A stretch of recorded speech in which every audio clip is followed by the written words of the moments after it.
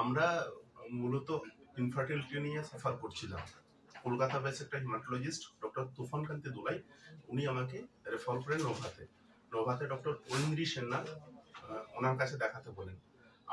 আমি এবং ওয়াইফ মিলে ম্যাডামের কাছে এসে প্রথমত ম্যাডামের যে ফ্রি ডায়াগনস্টিক সেগুলো করেন, এবং আমি প্রথমেই কনফিডেন্স লেভেলটা এমনটাই বেড়ে যায়, তাদের সমস্ত ইনফ্রাস্ট্রাকচার, সমস্ত স্টাফদের, বিশেষ করে ম্যাডামের বারবার মনিটরিং, এগুলো করে আমি সত্যি কি বলবো, ভেরি প্লিজড।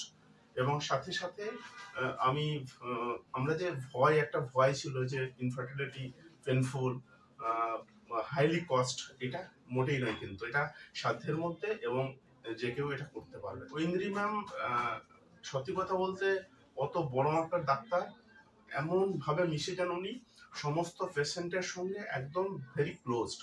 এবং উনি একটা পেশেন্টের যখন উনি ডায়াগনস্টিক করেন তখন কিন্তু বারবার একটা জায়গায় ঢুকে যাওয়া, মানে কোনো পেশেন্টের কোনো প্রবলেম হচ্ছে কিনা, এবং ওভারঅল উনি ওভার মোবাইলেও উনি কিন্তু রিভিউ নেন, বা পেশেন্টের কেমন আছেন বা রিপোর্ট, এগুলো মোবাইলেও সম্ভব। উনি এটা স্পেশালি করে থাকেন যাদের দূরের পেশেন্টের জন্য।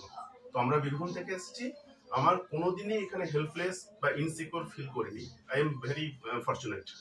Thank you Nova.